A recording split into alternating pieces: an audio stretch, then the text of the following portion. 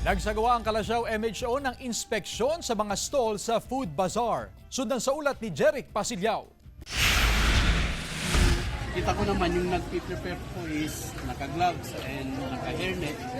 And Nagsagawa ng sanitation inspection ang mga kawani ng Municipal Health Office ng Kalasyaw sa mga stall sa Food Bazaar sa Plaza ng Bayan. Layo nitong tiyakin na sumusunod ang mga food stall owners sa itinakdang sanitation protocols sa paghahanda ng mga ibinebentang pagkain. Bahagi ito ng patuloy na kampanya laban sa mga sakit na maaaring makuha mula sa kontaminadong pagkain. Para maiwasan at mapanatiling malinis yung ibibigay ng mga pagkain sa mga tao tapos maiwasan ng mga food poisoning. Sa isinagawang inspeksyon, sinuri ng mga kawani ng MHO ang kondisyon ng mga stall tulad ng tamang pag-iimbak ng pagkain at ang personal na kalinisan ng mga nagtitinda. Pinayuhan din nila ang mga nagtitinda na laging magsuot ng tamang kasuotan tulad ng hairnet at gloves at tiyaking laging malinis ang kanilang mga gamit. Unang-una, kailangan nila ng hairnet, apron, gloves, mga ganun para talagang malinis yung kwan.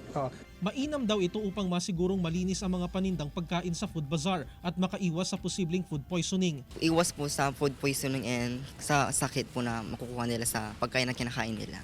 Para po hygienic, para hindi po magkasakit yung kakain dito. Sabi ng MHO, magpapatuloy sila sa pagsasagawa ng inspeksyon upang masigurong walang lalabag sa kanilang ipinatutupad na sanitation protocol.